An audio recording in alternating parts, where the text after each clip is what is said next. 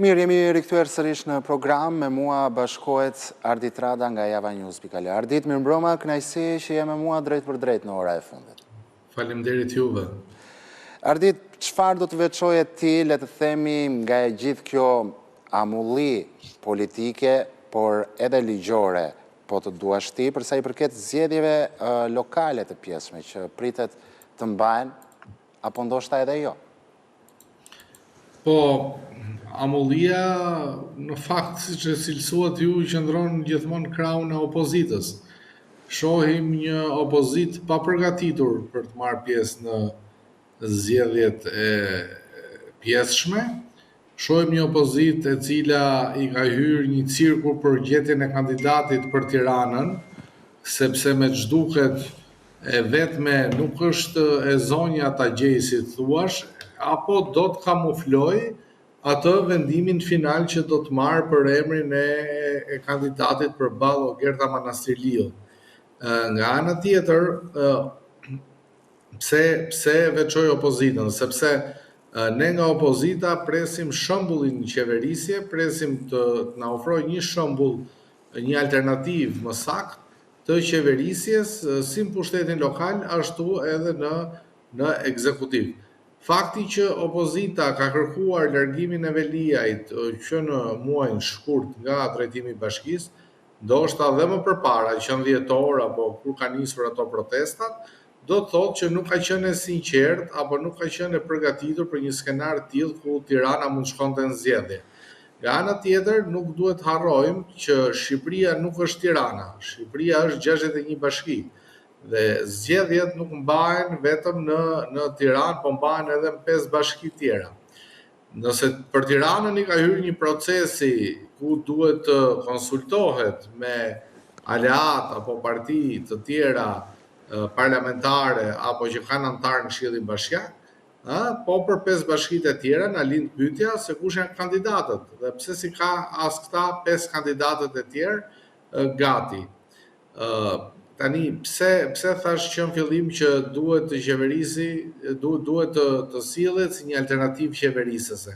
Sepse në fund ditës ne kemi një opozit që shkon atje, kërkon mocion me debat në kuvend, kërkon shkarkimin e Niko Peleshit, por nuk na thot kush është alternativa e Niko Peleshit, se ja e zëm se u shkarkuar Niko Peleshi. Kërkon shkarkime ministrash, kërkon rrëzimin e qeverisë, por ne nuk dim kush janë ministrat e Partisë Demokratike. Dhe unë mendoj që si ato ministrat të ardhshëm, si kryebashkiakët, ashtu edhe pozicionet tjera që Partia Demokratike mendon se mund të qeverisë herët apo vonë, janë persona që vinë nga grupi parlamentar për arsyen sepse aq janë burimet njerëzore të Partisë Demokratike, për arsyen sepse edhe vetë krijimi i listave të mbyllura aty u kufizua dhe tregoi se aq njerëz ka Partia Demokratike në radhë të saj, cilët janë gati të hidhen në betejë për Sali Berishën edhe për kauzat apo për sjelljen e opozitës, sepse kauza është fjalë e madhe, por për sjelljen e zakonshme të opozitës që jemi mësuar të shohim ne.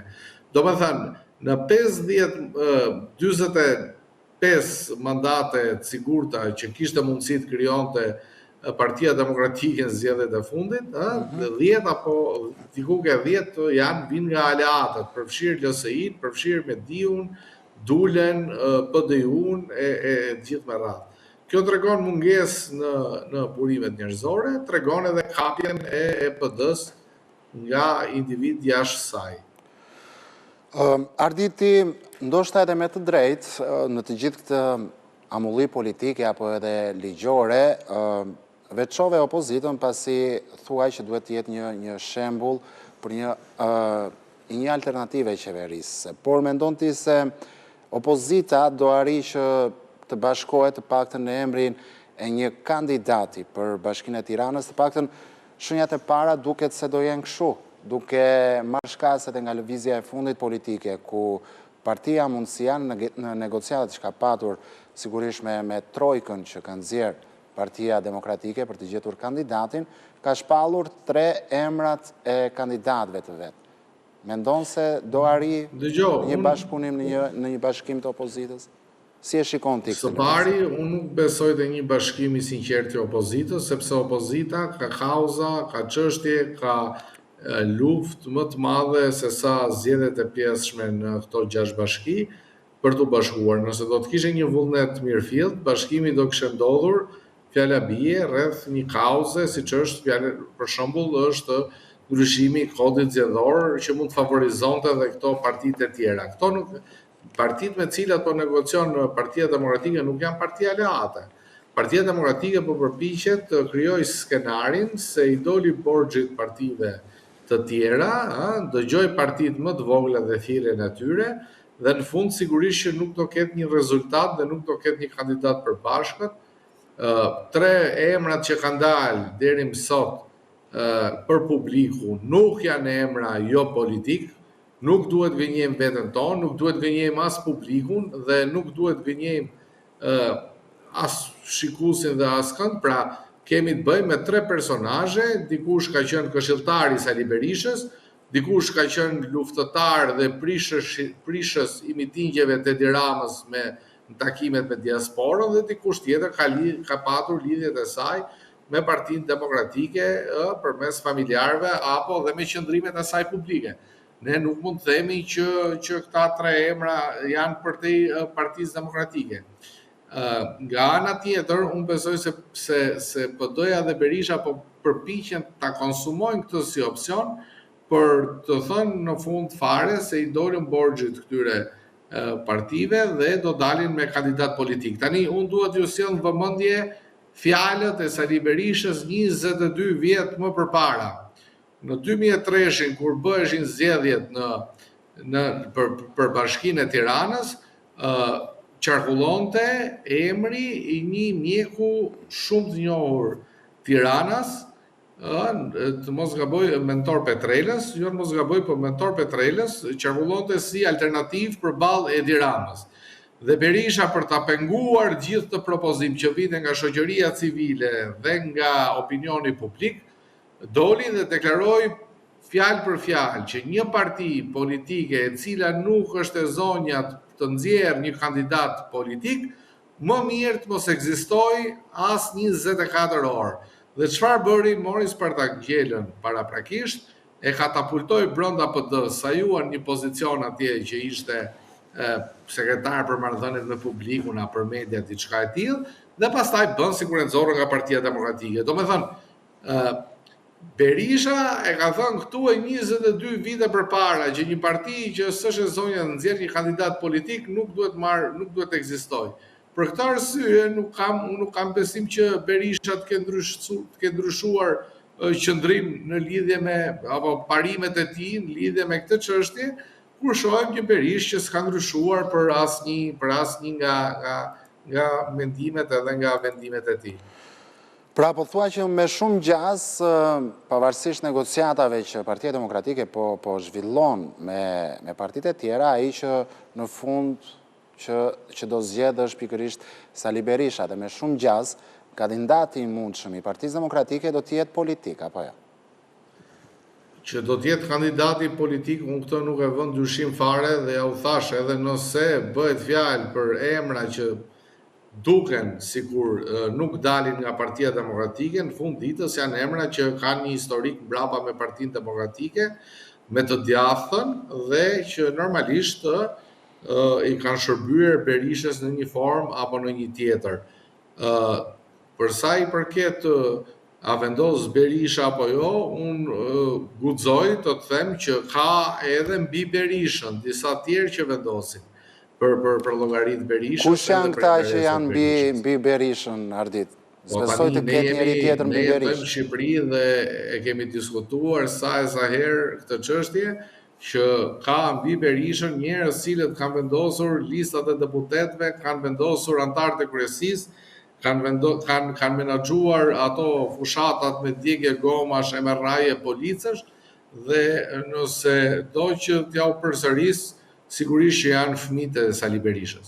Janë ata cilët do investojnë fushat dhe janë ata cilët do vendosin se kush do të kandidojë, dhe unë këtë nuk e them me ndonjë përgjegjësi kush e di se çfarë, por ne jemi dëshmitar se si ata janë pjesë e jetës politike të Partisë Demokratike, se si është i vetmi lider ose i vetmi kryetar partie në Shqipëri në nuk e di se sa vite, po ndoshta që kur është që në kohën e Ilirëve dhe të Pellazgëve, që guxon të përfshi fëmijët e tij në politik, të dalin të japin intervista televizive dhe të japin direktiva se si duhet të funksionojë Partia Demokratike, se si duhet të funksionojnë kuvendet e Partisë Demokratike, se si të mblidhen njerëzit në Erë Albania dhe të shkarkojnë Bashën e të zgjedhin Berishën, e këto historirat që ne i kemi parë sa vite me radhë. Ndërkohë që ti thua që ka njerëz mbi Berishën që do vendosin për kandidatin, nga ana tjetër shohët paktën një prej kandidatëve të shpallur nga Partia Mundësia që ka dalë në çdo televizion dhe në një farë mënyre po e quan veten e sigurt që do jetë ai kandidati i bashkisë së opozitës. Po, nëse referohesh zotit Hasimja, po, unë gëzoj respekt personalisht sepse vjen nga bota akademike. Nuk mund të themi se është jo politik ose si thuash nuk ka një biografi të lidhur me Partinë Demokratike, sepse ka qenë antar i KOP-it, ka qenë këshilltari i Berishës në vitin e parë apo 2 vitet e para të qeverisjes së Sali Berishës, si kryeministër 2005, 2006, 2007.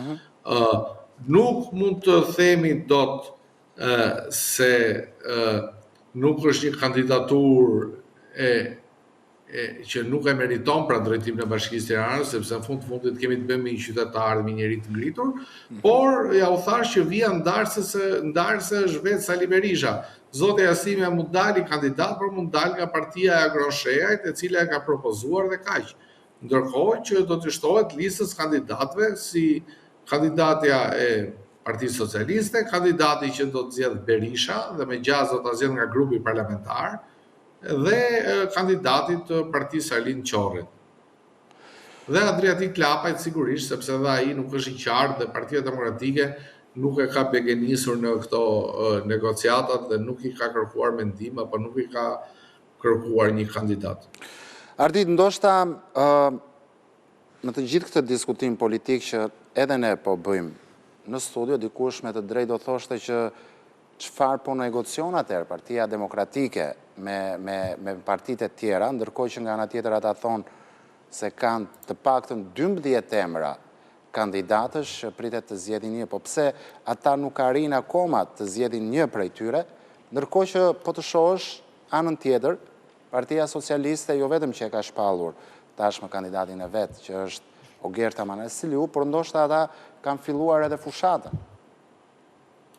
Tani, në politik nuk kandidohet dhe nuk merret pjesë ngarë me kandidat jo politik, sepse në fund ditës ai kandidati në rast se shpallet fitues dhe merr një pozicion të lartë do t'jap normalisht në politik, duhet t'japë llogari para partisë tij, para antarësisë, para votuesit e të gjithë me radhë. Nuk mund zgjedhësh ti një kandidat sa për të thënë që e fitova unë garën dhe pastaj kandidatit veproj me kokën e tij apo qoftë edhe me kokën e Ramës apo ndonjë tjetri. Kështu që në këtë kuptim Partia Demokratike po përdor propozimin e Agron Shehajt, po shfrytëzon këtë periudhë që i ka mbetur. Unë mendoj që kandidatin e ka paravendosur dhe besoj se vjen nga grupi parlamentar, një prej 2-3 kamikazëve që i ka mbetur atje, që është gati ta djeg mandatin. Partia Demokratike duhet kuptojë që në këto zgjedhje radh parë hyhet ose me një emër të fortë, i cili nuk bën premtime, por garanton, si thuash, rotacionin e leadershipit bashkisë, sepse duhet të kuptojmë diçka. Këtu bëhet fjalë për një palëzgjedhje, mandati i fituesit do të zgjasë vetëm 1 vit e gjysmë. Në këtë 1 vit e gjysmë kemi edhe një 2 palë pushime vere në mes. Domethënë, llogariteni vetë ju se çfarë rëndësie kanë këto zgjedhjet edhe çfarë rëndësie do të kishte nëse zgjidhet kandidati i opozitës. Dhe pse themi kandidati i opozitës? Sepse i mazhorancës kuptohet që do të ketë vimësi dhe mbështetje më të madhe dhe për 4 vjeçarin e plot që vjen pas saj. Kurse në rastin e opozitës bëhet fjalë për një eksperiment atje që kush do dalë sa për të plotësuar këtë mungesën edhe për të plotësuar këtë imazhin se ne nuk kemi kandidat. Më pëlqen mënyra se si Partia Demokratike po e kamuflon, sepse keni parasysh nëse PD-ja do ta kishte një kandidat spikatur prej kohësh, nuk ishte nevojë fare të hynte kësaj në emër të bashkimit të opozitës. Negociatat me partitë e tjera nuk bëhen çfarë mendoni ju dhe a mendoj unë e para. E dyta nuk bëhen nëpër hotele, nëpër dhoma edhe nëpër restorante hotelesh, dhe e treta, edhe kur bëhen negociata serioze me një parti tjetër parlamentare ose që ka antar Këshillit Bashkiak, i ofrohet diçka dhe i thuhet, unë kam këto kandidat dhe unë të ofroj kaq përqind Këshillit Bashkiak në zgjedhjet e ardhshme lokale të plota.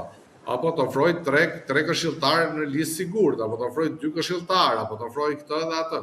Ne nuk kemi ndjeni fare, ne dim që janë 3 emisarë të Partisë Demokratike, dikush thot fola në telefon me aleatin, dikush thot e takova në hotel, një tjetër thot ulem në kafe pas folëm për këtë çështje, dhe në këtë kuptim e gjitha bëhet për të kamufluar vendimin e para vendosur të PD-s për zgjedhjet e Tiranës dhe jo vetëm.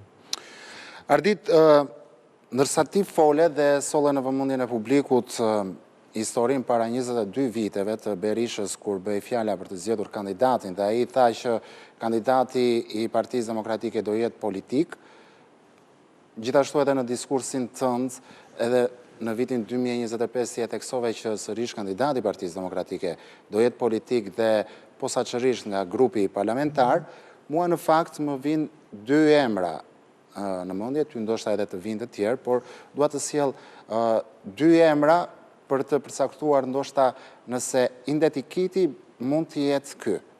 Flamur Noka dhe Edi Paloka. Mund të jetë ky identikiti i kandidatit të Partisë Demokratike?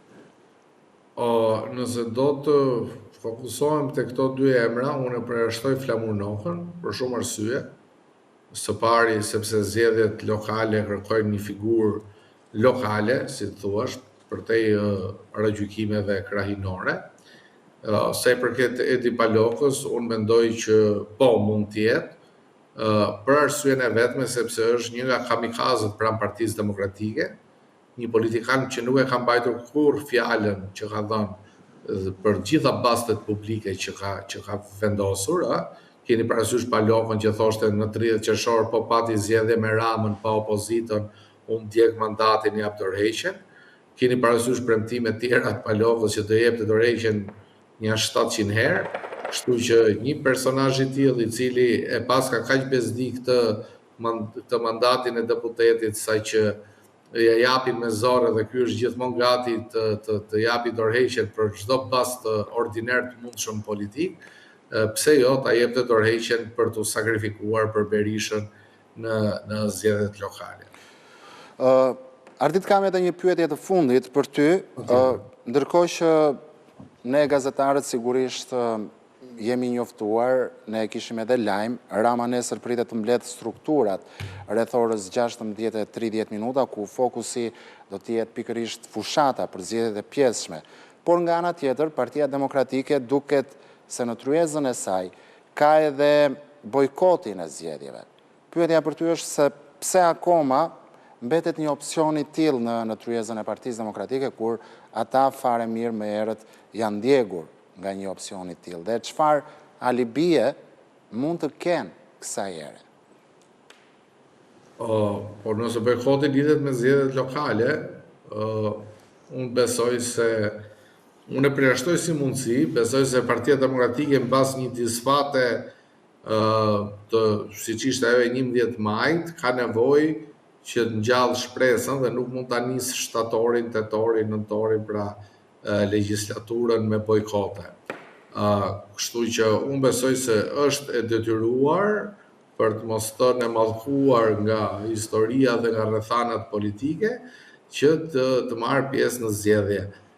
Keni parasysh që zgjedhjet nuk janë të zakonshme, janë diktuar nga qeveria, nga mazhoranca. Prandaj u thash më përpara që përjashto Corrikun, Vlorën dhe Tiranën, ku ishin të papritura për shkak të dorëheqjeve të kryebashkiakëve dhe shkarkimit të Veliaj, Partia Demokratike ka qenë ndërgjegjshme që të paktën Berati, Mati dhe Tepelena do të kishin zgjedhje. Dhe në këto rrethana duhet kishte paktën kandidatët e bashkive tjera, bashkive jashtë bashkive më të vogla se sa Tirana.